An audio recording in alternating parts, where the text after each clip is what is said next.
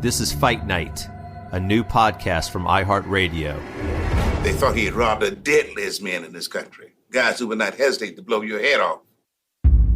This story from Atlanta, Georgia, has been reported for 50 years. But now, for the first time, you're going to hear what really happened from the people who lived it. Listen and follow Fight Night on the iHeartRadio app, Apple Podcasts, or wherever you listen to podcasts. Hey, hon, what you doing with your phone? Do flowers have best friends? I don't know. Hey, look. Whoa. Some answers can only be found in nature. Discover the unsearchable. Visit discovertheforest.org to find a trail near you. Brought to you by the United States Forest Service and the Ad Council. It's Thursday, July 9th. A little less than a year before Dr. Martin Luther King Jr. delivered his I Have a Dream speech on the steps of the Lincoln Memorial in Washington, D.C., he delivered it first in November of 1962 to a small crowd at a high school auditorium in Rocky Mount, North Carolina. 8 years later, in the tiny town of Plymouth, North Carolina, less than an hour's drive to the east, a second grader named William Barber would become one of the first students to integrate Washington County schools. The line between those 8 years and 60 miles may seem very thin and insignificant, but for anyone who knows the work of William Barber, Reverend Barber, the connection between him and Dr. King is anything but loose and insignificant. In fact, Dr. Cornel West put it as bluntly as saying that Dr. Barber is, quote, the closest thing we have to Dr. Martin Luther King Jr. in our midst. His work advocating to expand voting rights, healthcare, living wages, immigrant rights, public education, and LGBTQ rights even earned him one of the most prestigious accolades in America, the rare MacArthur Genius Grant. And the New Yorker called him an indispensable figure in the civil rights landscape, and perhaps the individual most capable of crafting a broad-based political counterpoint to the divisiveness of Trumpism. His newest book, We Are Called to Be a Movement, is a rousing reminder of the power in every one of us to make change. This week, a special episode from Politicon, a free-flowing discussion with Reverend William Barber about race, poverty, and whether America is capable and ready to rise to meet the moment before us. And if positive change is truly possible in this moment, how the heck are we going to get along? Clay, good to I'm hear your good. voice. Thank you. Thank you so much for doing this. This is incredible. Now, where are you staying these days? I'm in Raleigh right now.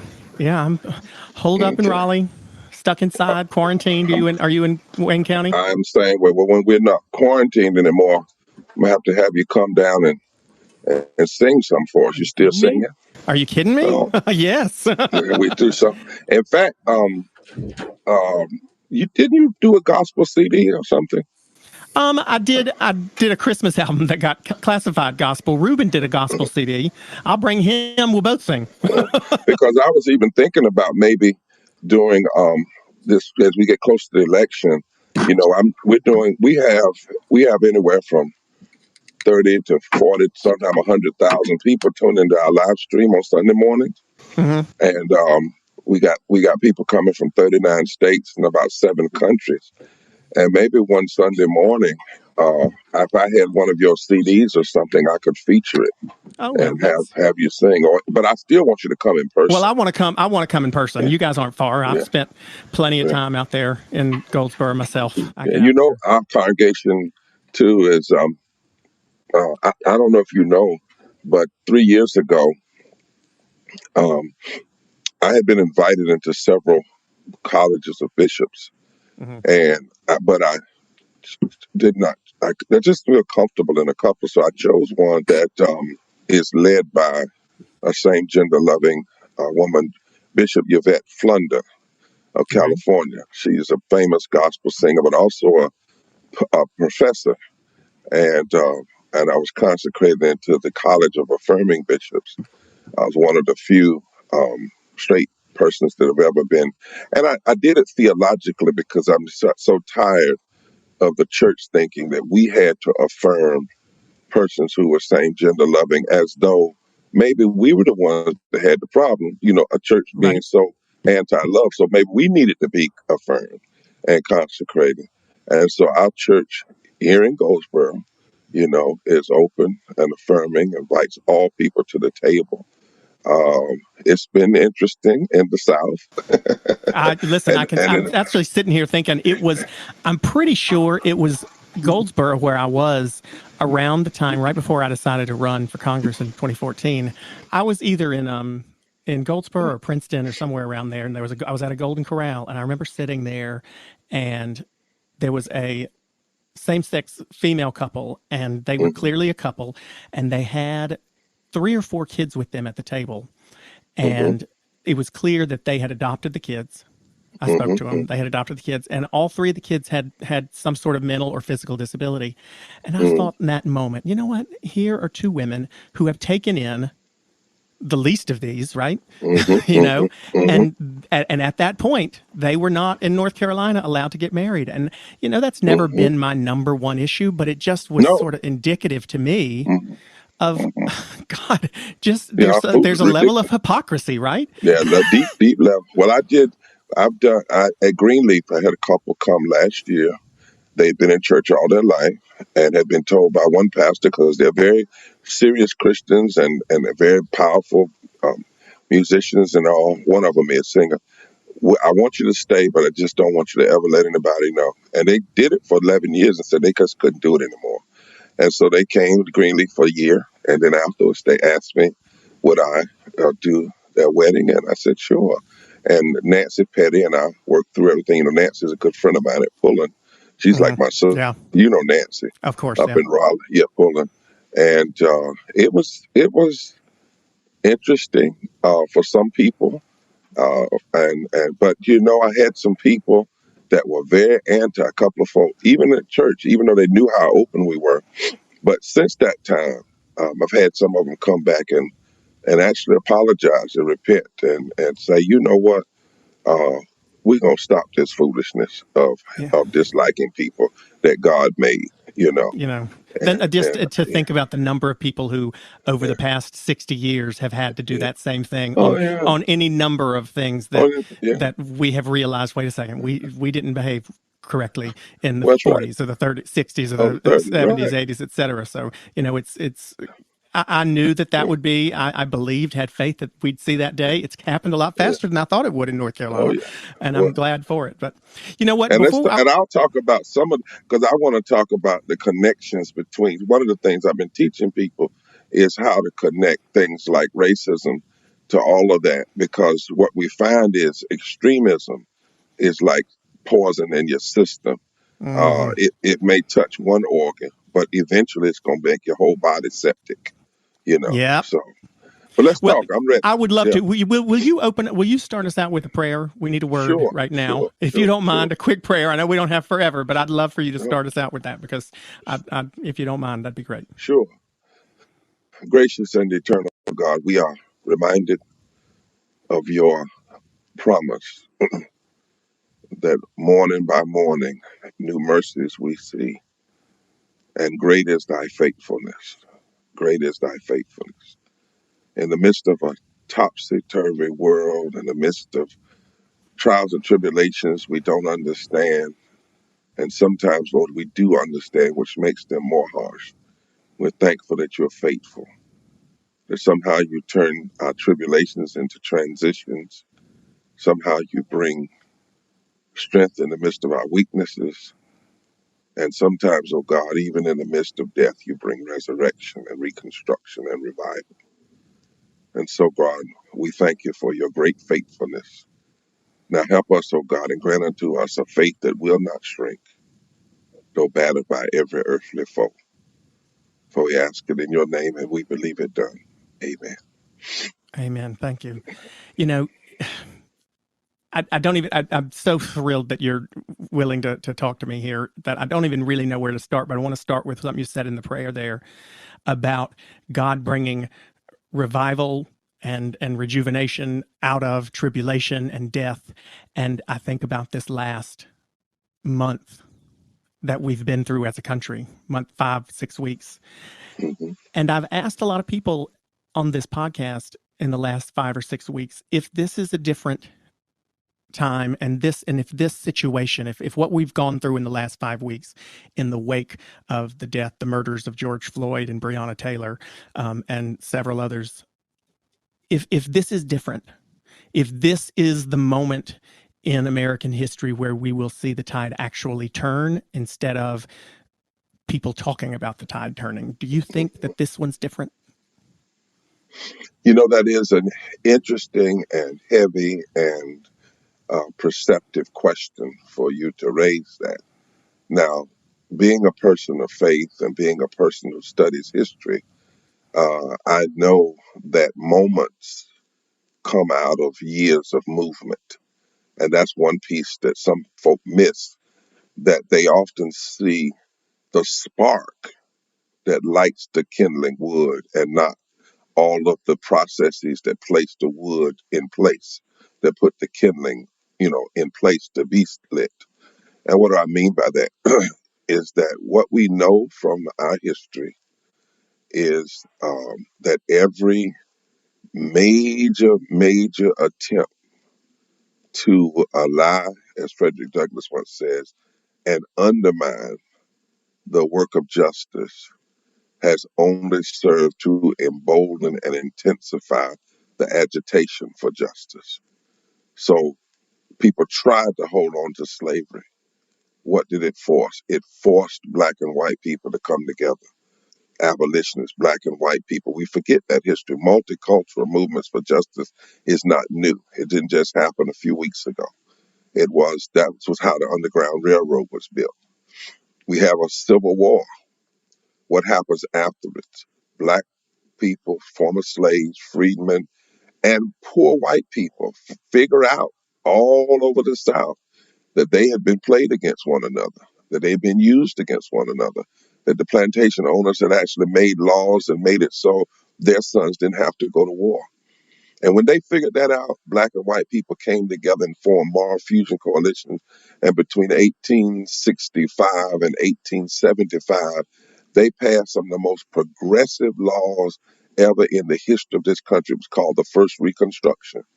It was a powerful moment that grew out of, the pain. In North Carolina alone, Clay, they rewrote the Constitution in 1868. In North Carolina's Constitution, when black and white people working together, they guaranteed education as a constitutional right. We don't even have that in the United States Constitution. They guaranteed work. That they wrote a preamble that said, we hold these truths to be self-evident that all persons, they didn't say men in 1868, they said persons are created equal, endowed by their creator with certain unalienable rights, among which are life, liberty, the enjoyment of the fruit of their own labor, the pursuit of happiness. They put equal protection under the law in the Constitution before it was the 14th Amendment. They passed voting rights that included all men, white or black, regardless of land ownership or income. All of this happened before. And you can look at our history. It was the first Reconstruction. Now, there was a backlash. 1876, a man gets elected who loses the popular vote, wins the Electoral College, makes a promise to the extremists and the racists that he'll give them the courts, that he'll pull the troops out of the South, that he'll turn things back, that he'll cut taxes so that the government couldn't fund the promises that it made to black people and poor white people. Then there was, a second Reconstruction. And there was a lot of rioting and deaths and that preceded it, But then something happened. 1954, you get the Supreme Court decision. In 54, separate but equal is not the law of the land. 55, Emmett Till gets killed on August 28th. And it was an attempt to shatter the movement, to stop progress. Instead, when his mother showed his open casket and people saw his mutilated body, one of the people that saw it was Rosa Parks. And Rosa Parks decided in that moment, not only am I going to work for his killers to be found guilty, they were not. They were acquitted 2 weeks later. But she also said, if you take Emmett Till, I'm going after the system of Jim Crow. She sat down 3 months after his death, December 1st, 1955, and the modern day civil rights movement was born. And every death along the way produced more defiance, produced more agitation. So is this a moment, Clay? I think it is. I think it's a moment in which a lot of movements, from the women's movements, the LGBT movement, the green economy movement, the Moral Monday movements, the Black Lives Matter movement, all happen. George Floyd quickly gets killed, murdered, Hmm. lynched, if you will. But it happens on camera.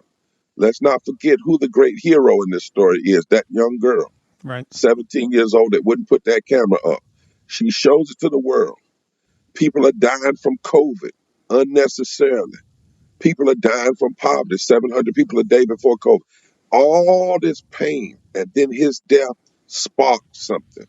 And I think when he said, "I can't breathe," his words became shorthand Right. for what a whole lot of people are feeling. I mean, I can't breathe. Yeah. there is a selflessness to what Emmett Till's mother did, Uh-huh. because she was not able to save her son at that point, but she was offering that moment, right, to To the try to world. make life better for Black people in America. Hmm. There was a selflessness to what Rosa Parks did. Hmm. Do you think there's that selflessness now amongst people who are fighting for the things that are being fought for today? When I see the way in which black and white and brown and gay and straight and young and old, and Jewish and Muslim and Christian and people of faith and not of faith, uh, came together in the Poor People's Campaign. We started 2017, and in 2018 did simultaneous nonviolent civil disobedience in 41 states in the District of Columbia, offering themselves up to be arrested when governors, regressive governors, would not even let us come into state houses just to present an agenda. I saw a kind of selflessness, people Right. saying, "I'm willing to put my Yes. body on the line." When I see these young and old people, black and white, now we saw it in the first Black Lives Matter uprising, but today, for folk in the midst of COVID to say we're gonna go in the street because we're not gonna stand around while the state is killing us. When I look at the fact that I've seen hospital workers, not only and I mean not just the nurses, but janitors and orderlies, but people who are going to work, but then are also protesting, meatpacking workers. July 20th, in a few weeks, we're having a strike and a walkout all over the country. Poor People's Campaign, SEIU, 1199, SEIU, and other groups that people are just saying we have to care for one another. What I see happening in this moment, Clay, is some folk are looking at it like this, and I've had this conversation. In any moment right now, we could be 48 hours from a ventilator and death. I mean, Hmm. COVID can happen fast or it can happen slow. And some people are saying, if I know I could be 48 hours from my last breath, then it's time to evaluate what I'm willing to use my breath for. And many people are saying, if I could at any moment be taking my last breath, then I'm going to live as though that is possible. And I'm going to start using my breath, my energy, my strength for things that really matter. And so what I see in this happening is when I see folk in the street, when I see folk organizing, they are saying, we're going to try in this moment, something is trying to suffocate justice, whether it's the White House, whether it's extremists in the Senate, whether it's racists or whoever. And we're going to try to make this justice breathe. We're going to try to make establishment of equal protection under the law breathe. There's something trying to breathe. That liberty, justice, freedom, providing for the common defense. All of those great principles are trying to breathe in the midst of this extreme situation that's trying to suffocate the life out of this democracy. And I do see a level of selflessness. Now, we don't know yet how deep it is, because the other thing we forget, Clay, is that when Rosa Parks sat down, they didn't sit down a week or Hmm. 2 weeks. They did it for 381 days. Right. When folk The killed, boycott. You're talking slaughtered, about the boycott. yes, sir. Yeah. And over against houses being bombed and blown up. Is it When just when our the free, attention span now is not long enough to do that? What is it that's I mean, well, Dr. King and those who led that civil rights movement in the 50s and 60s, there was a focus, there was a sort of a unifying message that Dr. King and allies laid out. Why don't we have that now? Are we too fragmented as a society with Twitter and all that stuff that we aren't able to focus on certain, all focus on the same changes? Or why are we not unified? Well, I think sometimes we're not. I tend to look at how we're becoming more focused. I've been with the Poor People's Campaign 3 years, and people have stayed focused. We just had an event 2 weeks ago. 2.7 million people showed up on Facebook alone, and we've been operating from the ground up for 3 years in the mountains, in the hollows of the mountains in the Delta of Mississippi. And I see a certain intensity. Why? Because of the level of pain. As I said, there are 143 million poor and low wealth people in this country. 66 million white people, 61% of all African Americans, and 700 people dying a day. 80 million people without health care, thousands of people dying every day because they don't have health care. They either don't have health care, they're underinsured, the 80 million people. And so what's happening though, Clay, is the pain will make you focus. See, that's what we got. What we're looking at now is the civil rights movement came into being after a long train of abuses, to use the language of the Declaration of Independence. And people had been focused at different times. But Dr. King said there comes a moment when the Zeitgeist, that's a German word, tracks you down, the spirit of the time. And it's like the perfect storm. And so we're in another one of those moments. We know for a fact that history has only changed by war, economic downturn, pandemic, and mass moral movements. Well, all four of those things are collapsing right now. All four of those things are collapsing. You're great at staying focused, but do you think that the country? I mean, I found a tweet that you tweeted a few weeks ago. I was on Twitter. You said if you pull down the statues, but don't pull down the statutes, the laws that support them, then we still have issues. Yeah. Do you think that there has been a loss of focus on the big systemic changes that are necessary? And instead, people have focused more on some of the Band-Aids. Daniels Middle School in Raleigh. This is stuff that a lot of people won't know, but you're familiar with Raleigh. I went to Daniels. The name has been changed.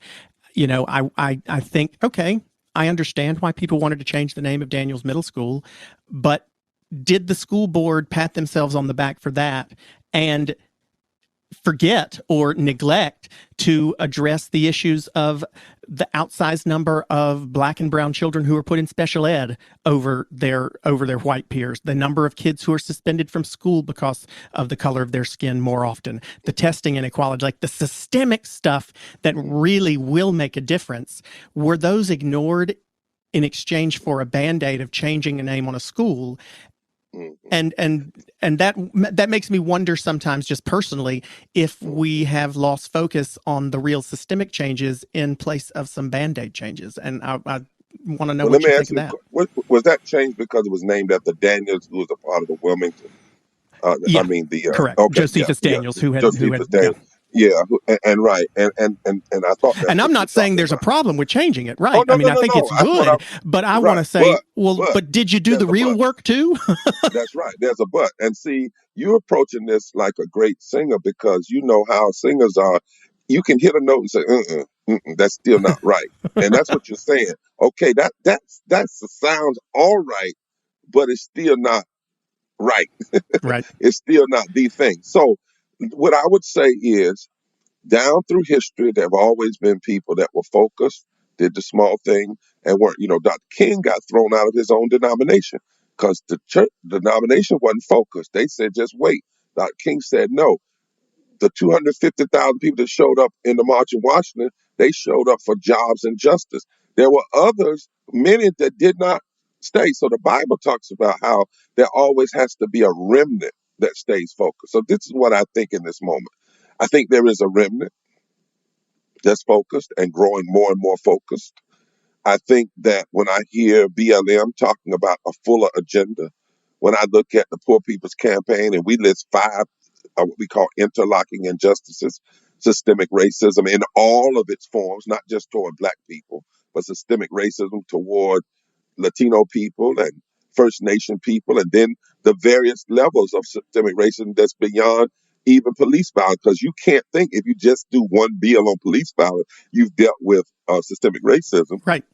And then systemic poverty and ecological devastation. 4 million people getting up every morning, buy unleaded gas, can't buy unleaded water. The war economy, putting 54 cents of every discretionary dollar into war, and the war economy going mostly to military contracts, less than 16 cents into infrastructure, education, healthcare.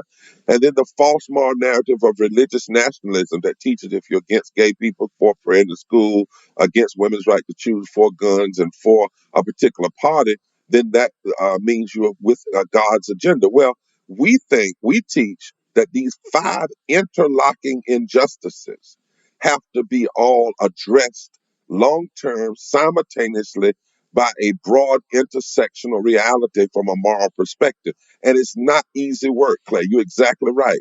And so, what I agree with you, there are those, and I'm not sure who all are doing the statues and pulling things down, but there is a danger in that. Let's talk about that danger. Yeah, tell me that. There is a danger.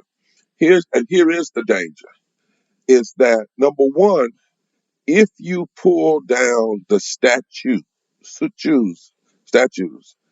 but you don't pull down the statutes of racism, like voter suppression, of racism, like resegregation and defunding of public school, of racism, like prison as a form of the new Jim Crow, racism, like unjust policies toward Latinos, immigrants, racism, like the continuous injustices toward our First Nation indigenous brothers and sisters.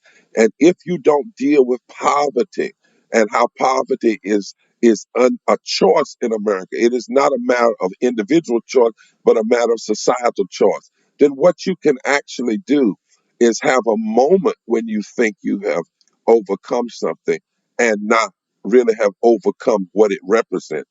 So what I'm saying to folk is monuments coming down, but a lot of people don't even know those monuments weren't put up right after the Civil War. They were put up in the 20s. They were put up much later. The second thing I have a concern about that, as you do, is that if in fact these other realities exist, and we make and we suggest to folk that if you were with us on a monument, that you have done something grand in terms of dealing with race issues. Right. We It's a actually Band-Aid. give our adversaries a pass. It's kind of Right. worse than a Band-Aid. We actually give people the ability to say, like the other day, Lindsey Graham said, well, I'm against Trump, and I believe NASCAR should take down the flag, and I'm with Bubba. And everybody was celebrating him. I'm saying, no, Right. hold on, That's hold not on, the hold on, hold on. solution. Right. That, I mean, it's not, that only doesn't is solve it the not other the problems. solution, he's lying. If you think that means he's not a racist, and to put it like this, that he's not engaged in racist public policy, that's the same Lindsey Graham that's blocking fixing the Voting Rights Act. That's the same Lindsey Graham that wants to cut health care, and the same Lindsey Graham that's keeping black and white folk in South Carolina from having health care, and the same Lindsey Graham that is approving judges on the federal court that are anti-equal protection under the law and anti-Brown versus Board of Education and protecting voting rights. So you can't get a pass. And what we have to make sure is we don't give people an easy pass. Right. But do you also think that there is a chance that it helps gird up, I guess maybe that's the wrong word, but strengthens some of the argument in the extreme? I think about it. I'm going to use another very specific example that some people won't understand, but Charles Aycock was a very influential governor in North Carolina. He was very influential in the education world, and he was honored for that and was considered in his day to be one of the most, in some ways, educationally progressive governors North Carolina's had. And he was, there's a high school right not too far from you that's named after him. He, however, was also a virulent white supremacist and was incredibly racist. And I would argue that he deserves to have his name on a school less, perhaps, than even Josephus Daniels does. But if you tried to take Charles Aycock's name off of Charles Aycock High School near Goldsboro, North Carolina, do you think that it would, change the systemic issues in that area? And B, do you think it would galvanize the opposition in some ways that might not be the way people would want to spend that political capital? Well, I just I don't tend to think in those kinds of easy either ors. I think it's both. And we've been saying for years it ought to come off. But because, first of all, it wasn't that he was just a racist. Yeah, he It was the fact he was it pretty wasn't that aggressively white well, supremacist. it wasn't even. It was even that his progressive educational policies were racist Well, they because he went to segregated white schools, right? people. No, it was something else. He went to white people and said, "We're getting ready to pass a law that in order for you to vote, you have to have a certain kind of thing. Now, do you want your white children to be on the same level as black children? If you don't, let us tax you." Mm. See, it's what it, see. No, I'm not going to disagree. His name should go, but I wonder. But my point is, Yeah, racism is always deeper. It's not just not liking people because of color of the skin. It ends up being about economics and power.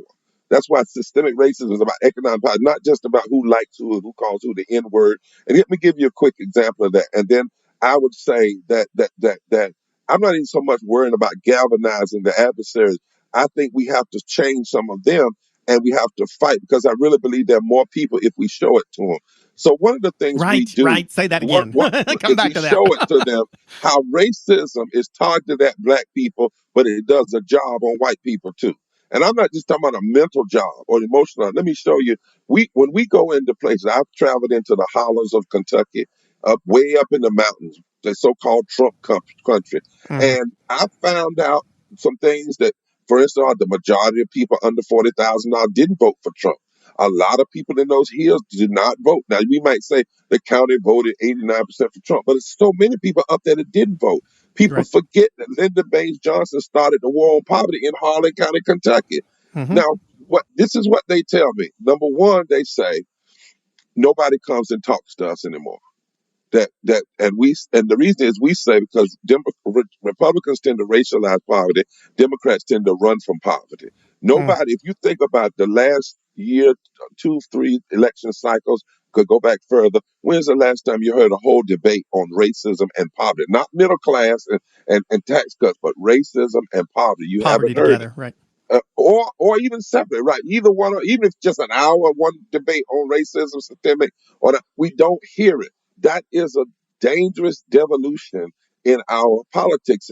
We should be evolving in our narrative, in our conversation, because if you're not in the narrative, somewhere the Republicans co-opted that message. And I agree with you. I see that people in Bear Creek, North Carolina, where I ran, who live in what would absolutely be considered poverty, don't necessarily know that they realize they're in poverty, and B, don't worry about it as much because they have bought into the message of that's somebody else's fault.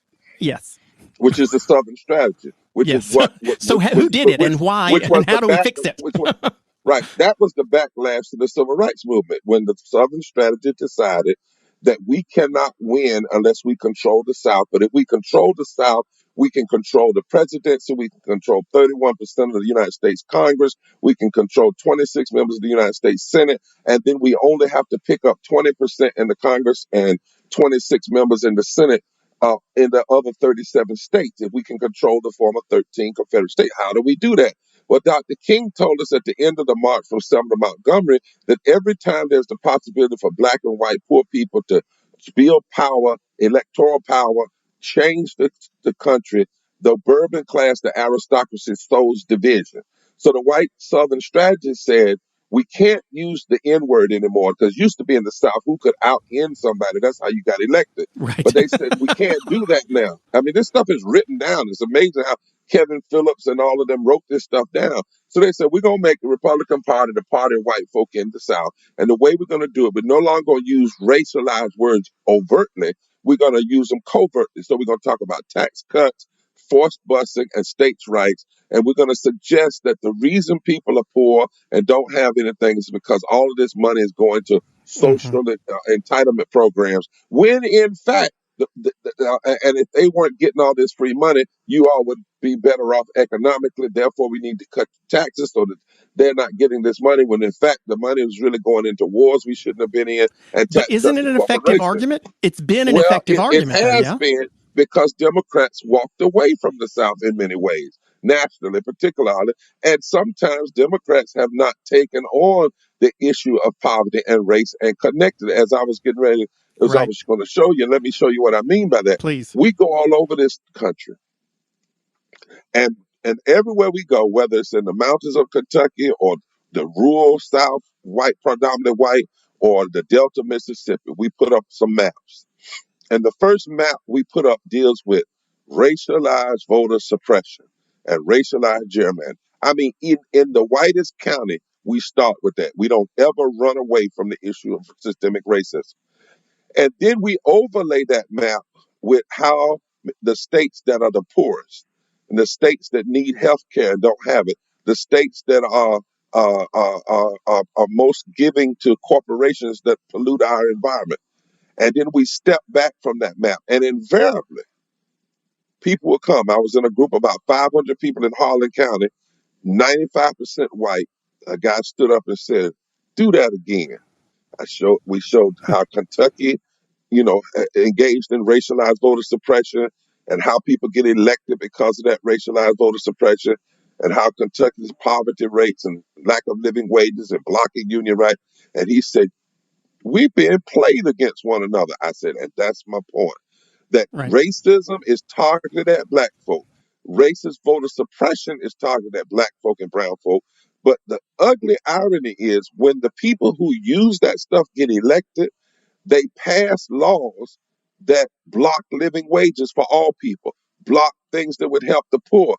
And in all of these states, the majority of the poor folk in raw numbers, not in percentage, in raw number are white. When you begin to have that kind of honest conversation, people can come out of those divisive silos. I've seen it happen. I'm seeing it happen with the Poor People's Campaign in a powerful way.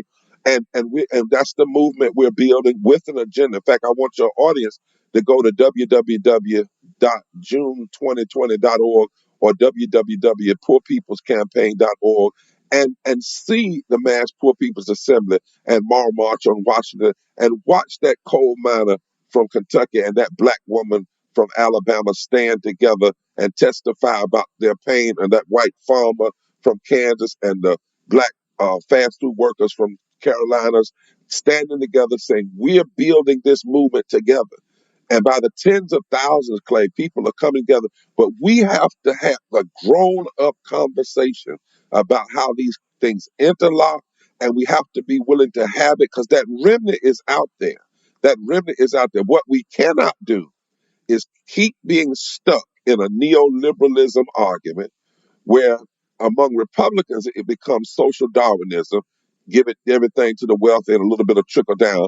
Among Democrats, it becomes just take care of the middle class and it'll come down. And we leave untouched millions of people in this country who are poor and low wealth. And they have the power to change every election in this country, even in the South. A third of all poor people live in the South. A third of all poor white people live in the South. In the 3 states that Trump won, Michigan, Wisconsin, Pennsylvania, he won by 100,000 votes. 2.1 million poor and low wealth people did not even vote. When we talked to them, many of them say, why? I said, why don't you vote? Or why did you vote Republican? They say, I didn't vote Republican. I didn't vote. I just don't vote. Well, why? Because nobody talks to us.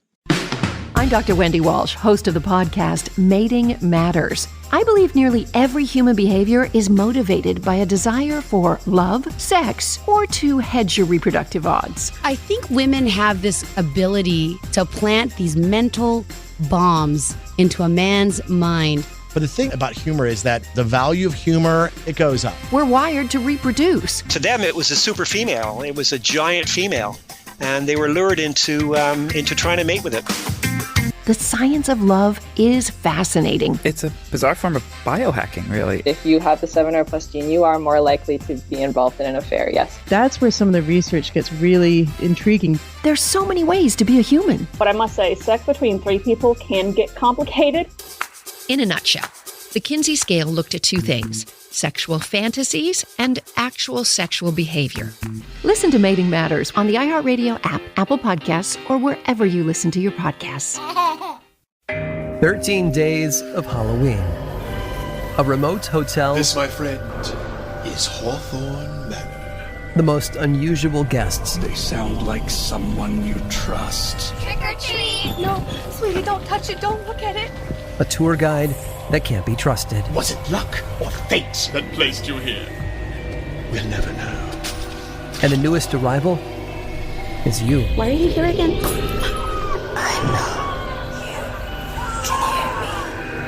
Starring Keegan-Michael Key as the caretaker. Please make yourself at home. After all, this is it. Produced in three-dimensional binaural audio to place you right in the center of the story in ways you'll have to hear to believe. For full exposure, listen with headphones or AirPods. One story each night, starting October 19th and ending on Halloween. From iHeartRadio and Blumhouse Television, listen to Aaron Mahnke's 13 Days of Halloween on the iHeartRadio app, Apple Podcasts, or wherever you get your podcasts. I want to use this. I want to use this to shift a little bit to your book, because you've just released a book called "We Are Called to Be a Movement," based on a sermon that you gave not very long ago. But you talk about Psalm 118. And I just found the way you interpreted that powerful. Do you know by heart? The stones Psalm that the builders rejected. The stones that the builders rejected has now become the chief cornerstone. Yeah. And this is the day that the Lord has made. Mm-hmm. So you talk about, and I had never, I grew up in a Southern Baptist church. I've heard Psalm 118 several times, but had never really understood it until I read your book and read your sermon. And it kind of, when I was running, I was asked by somebody on my campaign why I became a Democrat. Why are you a Democrat? They're going to ask you that. And I answered as honestly as I knew how. I said, I think that in 1992, my little 12-year-old, 13-year-old self knew somehow that I would be someone who might one day need someone to help fight for me. And that I might be someone who might be a stone in the words of Psalm 118 that the builders rejected, and I gravitated towards Bill Clinton and Al Gore in '92 because they seemed to be fighting for others, fighting for the least of these, and I didn't really know what was going on with me, but I knew somewhere there was something about me that probably would be one of those least of these that would need fighting for one day. And I was probably one of only 3 kids in my middle school who was very pro Clinton and Gore in '92. And I told that story to my campaign advisor, and she had a little tear in her eye, and she said, "Don't you ever tell that to anybody." And I said, "What?" She said, "It's a beautiful story, but people like strong, people like winners. So don't look vulnerable." And I just loved reading your book because there's a whole bunch of things I pulled out. But you said the rejected must lead the revival for love and justice. And you talk about the power of being rejected and how the people who've been rejected in the past, Sojourner Truth and Elizabeth Cady Stanton and Lucretia Mott, rallied together to gain the right to vote for women. Nelson Mandela was rejected, and he led a movement to take South Africa out of apartheid. And you talk about the power of the rejected, and I can't help but think I appreciate the fact that I was rejected. I gained strength from it in many ways, and I think a lot of people gain strength from being an outcast. Why do we, as a country, value and appreciate and only gravitate towards those who are strong and win, and not towards those who are rejected?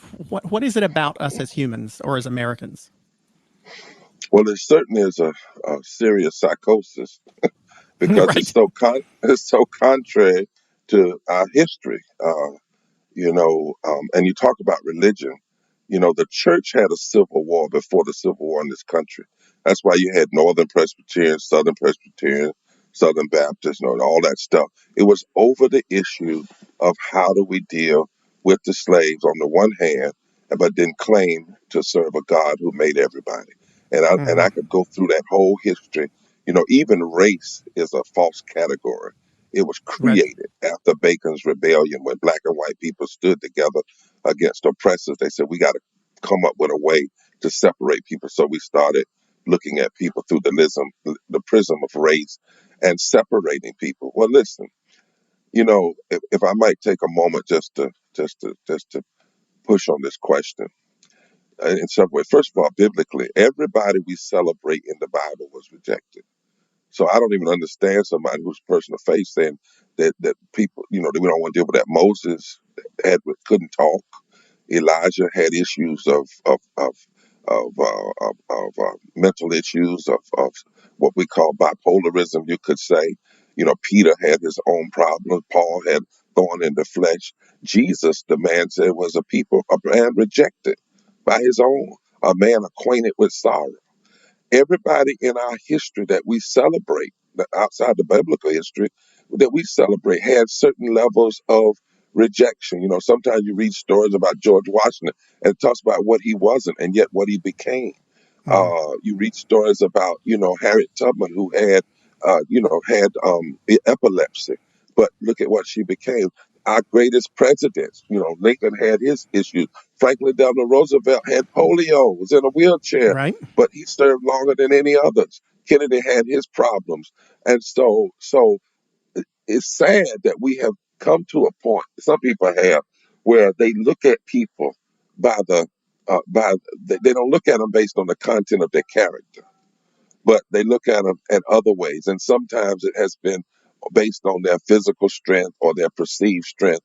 And that leads to what we have now, narcissism. That leads to what we have now. Well, I can't help but say that I highlighted the section about Caesar in the book, right, and the similarities to Caesar. You didn't say it in the book, but I thought it. Caesar loved to build towers. Caesar loved to put his name on towers. Caesar wanted his name on everything. Caesar controlled the Senate. Caesar thought his money got him away. Caesar would kill and destroy his enemies. Caesar loved to mess around with women. Why do we hear this on Sunday and then forget it on Monday? Well, sometimes we don't even hear it on Sunday. That's part of the problem. But you know what? There are a lot of people, the evangelicals, who have really been the movement on the Republican side, at least, have been the base. They hear this stuff about Caesar on Sunday and Wednesday night, maybe, and they're for some reason it's not connecting. Why do you think that is? How has the Republican Party been able to co-opt religion in that way? Well, when I listened to Jeffers out of Texas, that's not what he's preaching on Sunday. He actually told the president that he was God called to be on the wall. I mean, I'm like, how do you get that out of the Bible? The Bible said Jesus tore down the wall. So we have a lot of non-gospel going on, and that traces all the way back to slave religion. That's why Frederick Douglass said, I love the gospel of Jesus Christ, but I hate the religion of the slave master. So we have to understand that there's a lot of false religion being preached in false Christianity in churches. You got to go back to Kevin Hughes's book that talks about the purchasing of the American pulpit, and how after, right in the middle of the New Deal, the business community went to a guy out of California, and Feinfield was his name, and said, look, can you help us? We need somebody that can take over these pulpits because they're speaking the social gospel and talking about social change. And he said, give me enough money and I'll go out here and do it. And in 7 years, he had something like 19,000 pulpits, basically preaching this false Calvinism that he came up with. If you're good, you go to heaven. If you're bad, you go to hell. So if you're good, you're rich and wealthy. If you're bad, it's because you're not living right. It has nothing to do with the system. And then that comes down to the moral majority and to all this other stuff. I mean, it's a history to it, Clay, and it's a deep history. But if that has been indoctrinated, if it's been deep, so it's been indoctrinated in people. Right. How do we? I mean, I still believe in redemption. Well, listen, I have faith also, but I have to say, over the last several years, I've been incredibly concerned. And I mean, some people don't know about you. You moved from Indiana, I think, right, to your family moved when you were young to one of the smallest and poorest counties in North Carolina, specifically to integrate the schools. And you were you the first kindergarten class to be integrated in Washington County? No. I was in that first class in the second grade. I actually went to segregated kindergarten. And my mother and father started out teaching at the segregated public school in Washington County. But let me just say this. Let me quickly a couple of things, because see, a lot of the terms we have used really have been misused by the media. So I'm an evangelical. Okay. I'm not a white evangelical, and I'm not an evangelical who believes it, who preaches that gospel of segregation and separation. Not a I believe fundamentalist? in the well, even if you say what, and I say, well, what are your fundamentals? Because if your Okay. fundamentals are good news to the poor, recovery of sight to the blind, I'm also a conservative, because I want to conserve the 2,000 scriptures more than any other text in the Bible that say how we treat the poor, the least of these, are the major things of our faith. The only sin that's greater than mistreatment of the poor, the least of these, is idolatry, self-worship. What was the line you used at the Democratic convention? Oh. That people, well, the one, oh my God, I love it, and I can't think of it right now, where you said people are talking about what's in, oh God, I'm going to have to find it. We're going to have to find it and play it on here. But where you talk about people they're talking about the Bible, but not actually living it, essentially. Yeah, I said we talk so much about what God says so little, and so little about what God says so much. But hasn't that been the problem? And but here's my point. Here's my point. There's a whole group of Christians now, call themselves red letter Christians, who are recovering from white evangelicalism by the thousands. We have had in the Poor People's Campaign just recently, we had 20 different denominational groups that came together. Jews, Muslims, Christians, and Christians, large bodies, swaths of folk.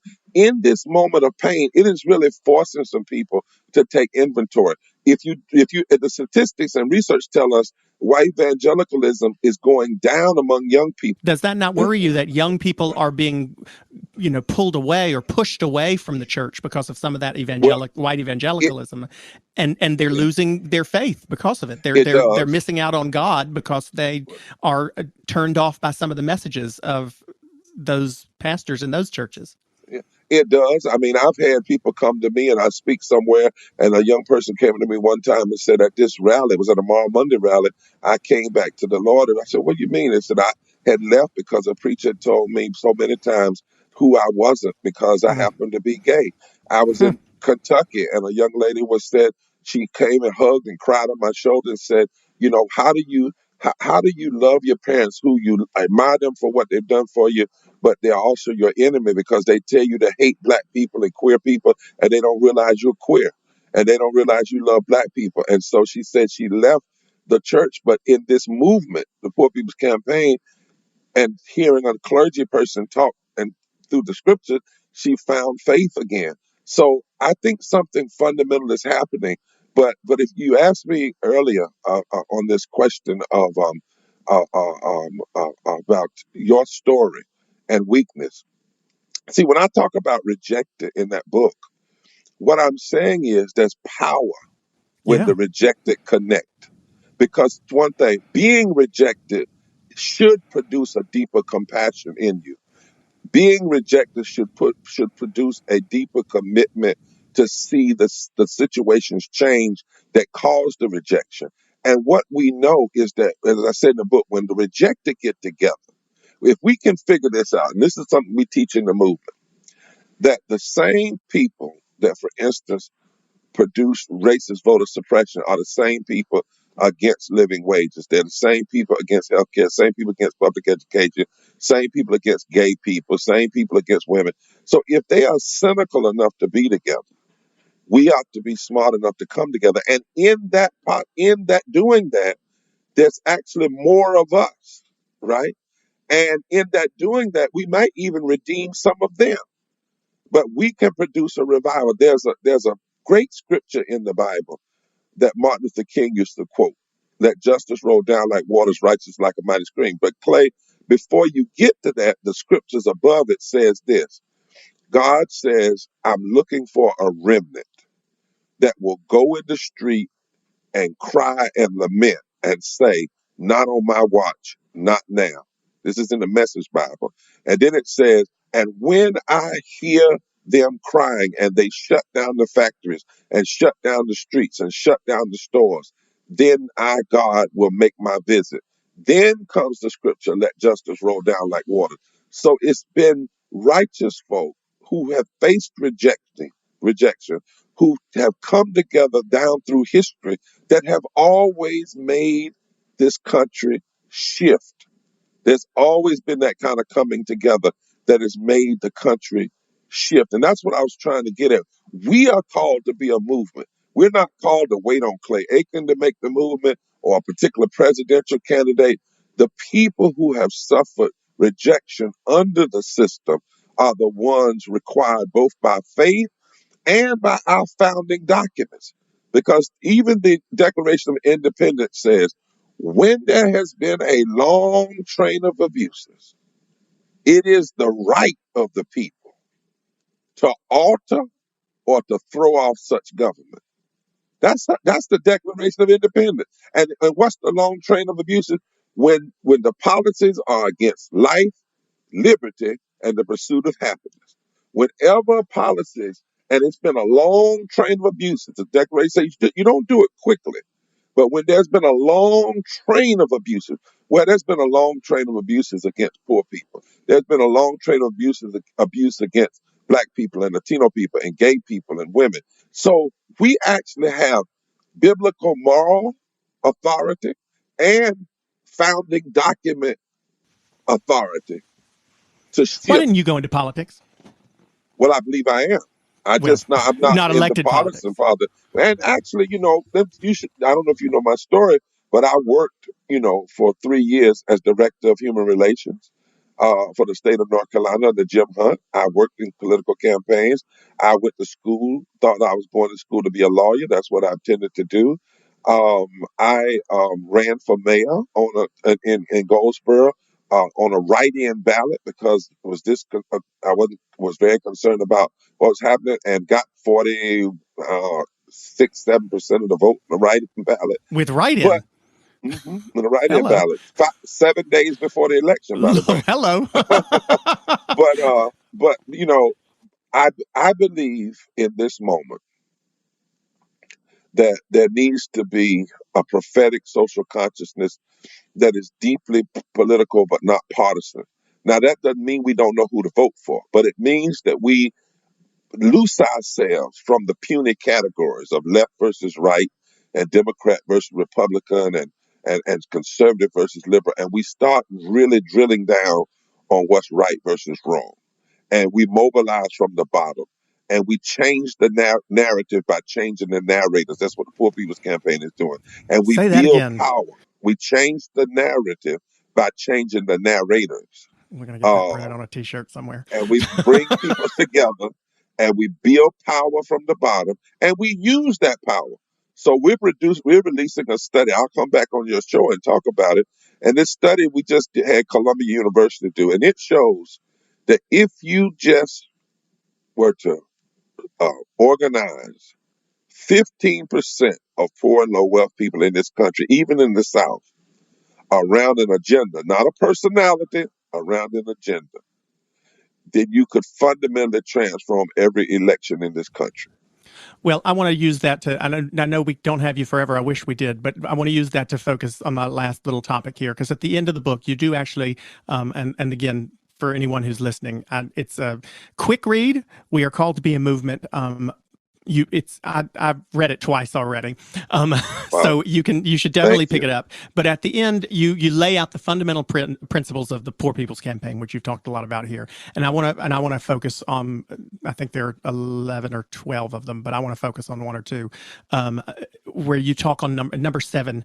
You specifically say we aim to shift the distorted moral narrative, often promoted by religious extremists in the nation, away from issues like prayer in school, abortion, and gun rights to one that is concerned with how our society treats the poor, those on the margins, etc. And then I'll skip over a little bit. It says, with the desire for peace, love, and harmony within and among nations. And that's my favorite one of the 12. They're all worthy, but I mean, this isn't, the Poor People's Campaign is not a political movement. And you said, doesn't mean you don't know who to vote for, but you're seeking to try to, right, it's not a partisan movement. You're seeking to try to get people to focus on, it sounds like in number 7 to me, to focus less on the how do you want to call them, the divisive social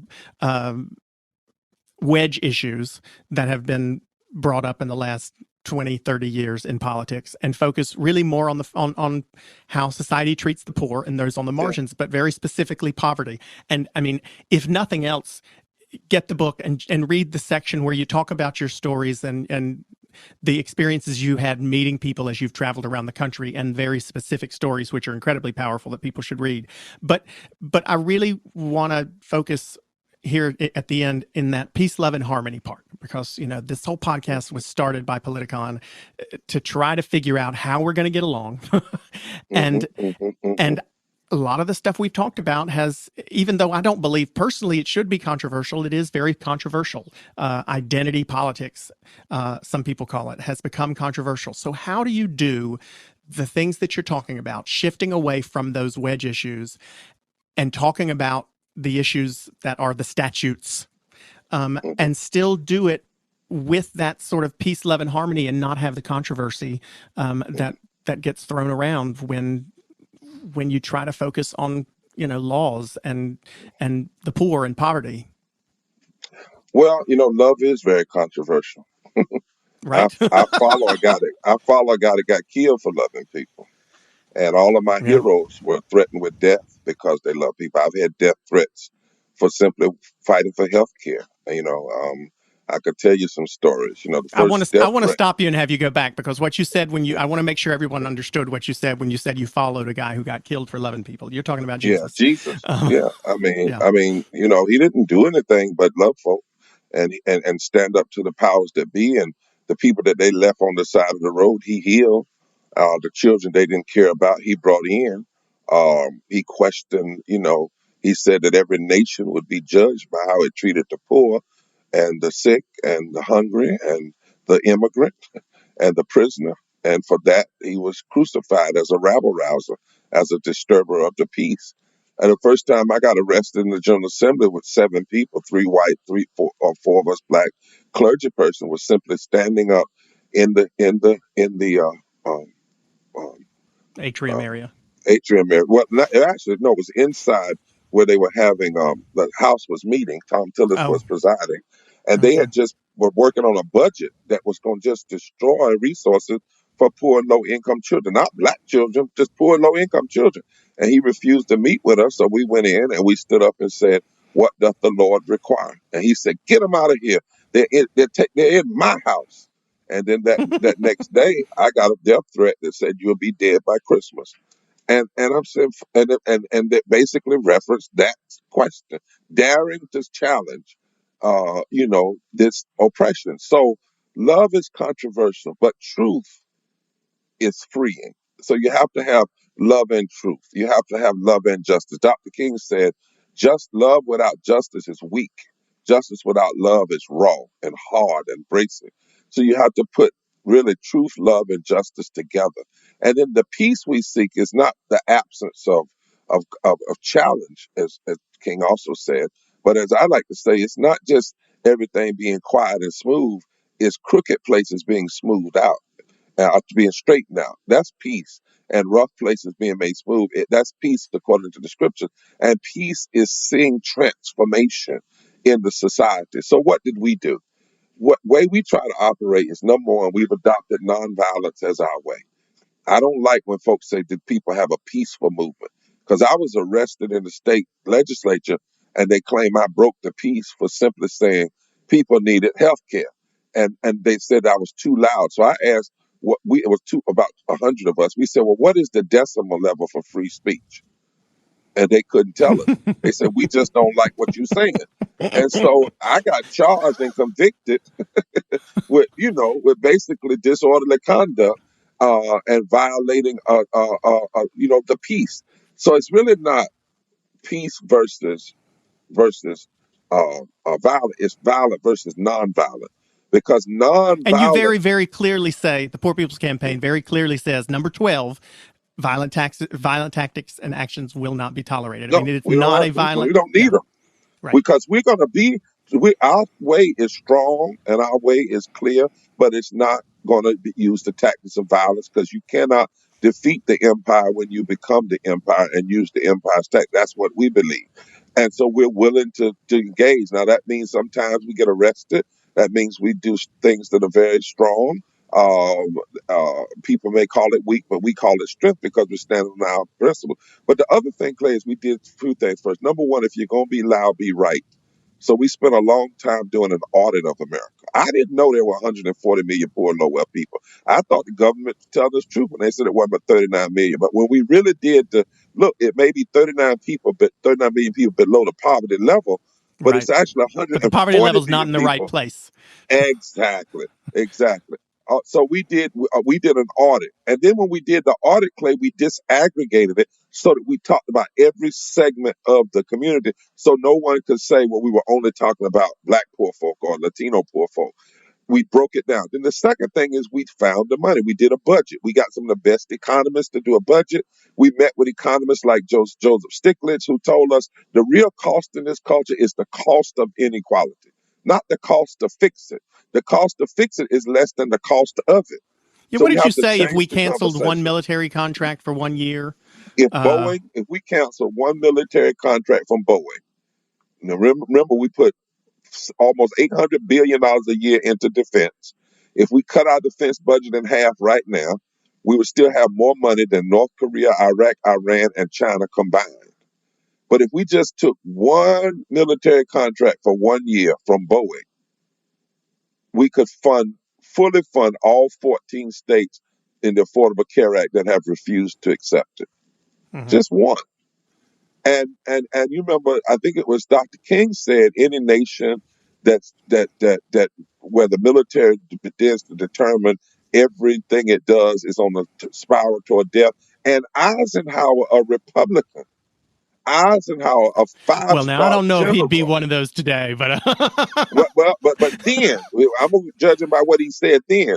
He said when he was leaving office that we had to be mindful and stop the congressional military industrial complex. Now they made him take out the word congressional, and he said military industrial complex. But his original was the congressional military industrial complex. So going back to your thing, you have to do your audit. So facts when are you stubborn speak with things. facts, you have facts. Then you have to have answers. You can't just curse the darkness. This is why we did a budget and we've done a platform, and it was done with poor and low wealth people. The other thing is we don't go out here and speak on behalf of people. Sometimes the way you change the way people respond to something is make them see themselves. So at our mass poor people's assembly, we didn't have a lot of people speaking for people. We let people speak for themselves, tell their story, and then make their demand. And that's what a lot of people have said to us, even people who didn't agree at first. Said, wait a minute, that looks like me. That looks like my cousin. We said, that's the point. We're trying to show you what people have chosen not to show you. And with political rhetoric, what they do is they suggest to you it's those people, when in fact it's you, it's your family, it's your community. And then, the last thing is, a good dose of the way we do the moral language. We either use the moral language of our deepest religious values, but because our movement recognizes people who are not of faith, we also use the moral language of the Constitution. And plus, we would use it even if we were just people of faith only. But one thing that does, Clay, is when people come to us and say, we want to talk about you should be focused on just, a woman's right to shouldn't have the right to choose, and she should be focused on being against gay people. One of the things I often do, I have done it, is I'll hand somebody a Bible and say, show me all the scriptures that talk about that. Because I've already got all the scriptures that talk about how we treat the poor and the least need in my Bible, already marked. And they might come up with two, and then they misinterpret both of those. Or I might say, well, now, okay, you said we ought to be focused on what? Guns? Okay. Oh, really? Okay. I don't think those are in there. Let's read the Constitution. Now, let's read it all the way through.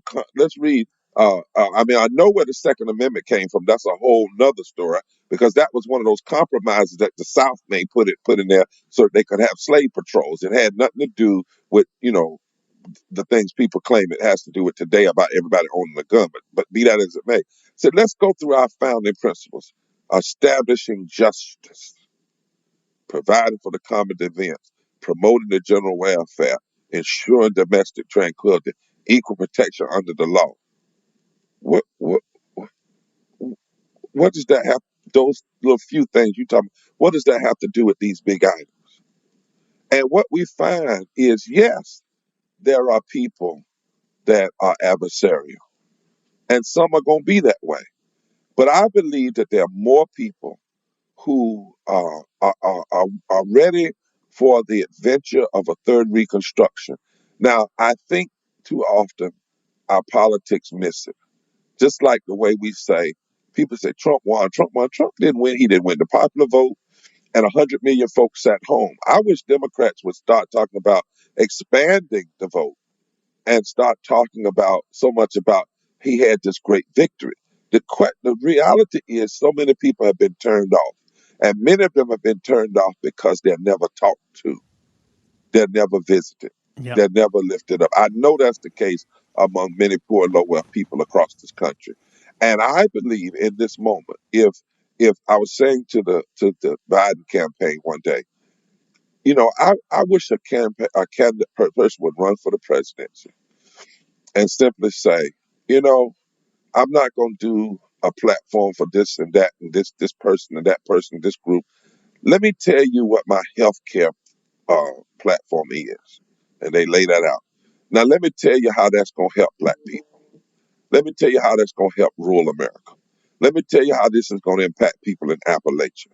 Let me tell you how this is going to help gay people. Let me tell you how this is going to help folk in the Native America. This is my banking policy. Now, let me break it down for you, disaggregate. I think America's ready for that. I really do believe America is ready for that. Well, it may have to be you, Reverend, because I don't know if any of the other politicians are listening. I tell you what, I hope they do. I hope people also. Not to me, but as I said to Biden, they put it on the ad. I didn't ask them.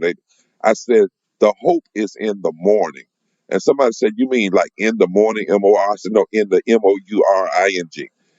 If we would listen to the morning in the street.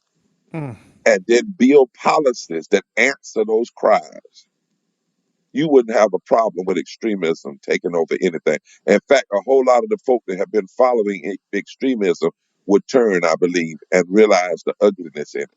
Because if folk have been given dirty water so long, there's only one answer to that. You can't give them just water a little bit less dirty, because they've learned to get comfortable with dirty water.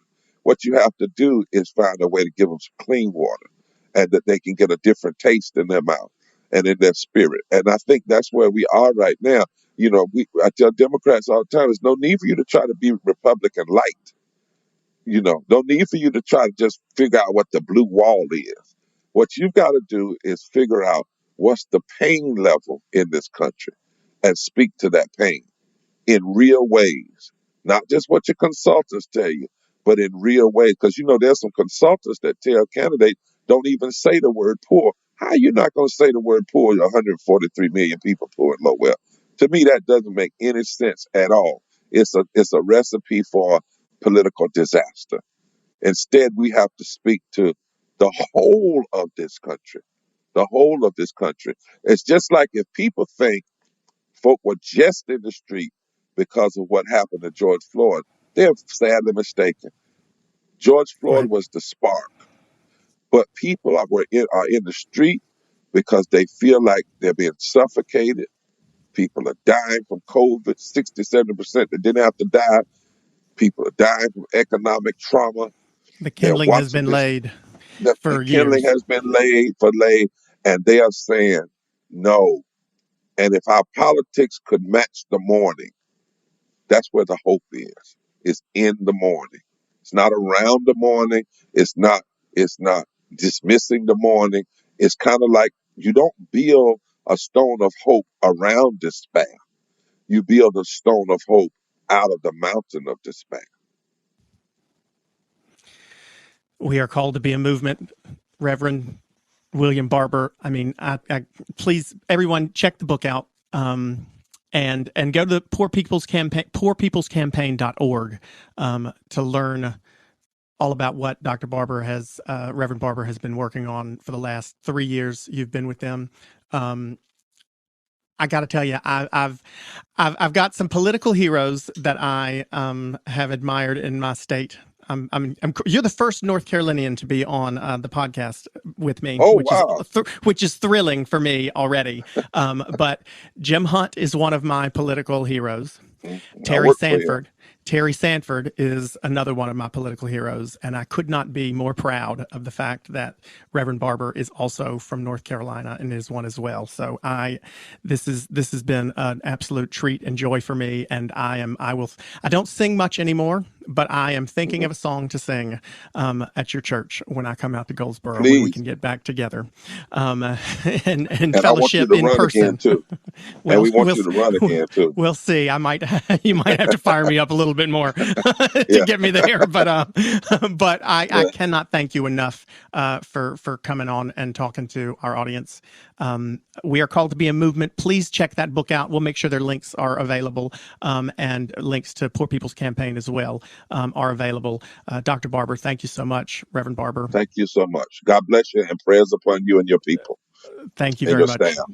Take care now. To you too. What's up? I am Machine Gun Kelly, and look, I know Halloween is going to suck this year because there's no trick-or-treating and all that, but I've got a treat. There's a musical podcast that I made with my friends 24K Golden, Ian Dior, and Dana Dentata, and Satan. Well, Satan's not my friend, but Tommy Lee is, and Tommy Lee is playing Satan. But don't just take it from me. Tell him, Satan. Thanks, dude. It feels great to be playing Satan on this podcast. Listen to Halloween in Hell on the iHeartRadio app, Apple Podcasts, or whatever you get your podcasts on. After you listen to today's podcast, here's one to add to your playlist. I'm Christian O'Connell, and I've had this thought for a while. What if you took the world's funniest and most interesting people... Hello, I'm Ricky Gervais. Celeste Barber. Some people call me Beyonce. I'm Russell Brand. And asked them to share the stories behind their 3 most treasured items. No doubt about it, the guitar. I think I know the same chords now as I did when I was 14. From iHeartRadio, this is The Stuff of Legends. Add it to your playlist for free. Just search for Stuff of Legends in your podcast app.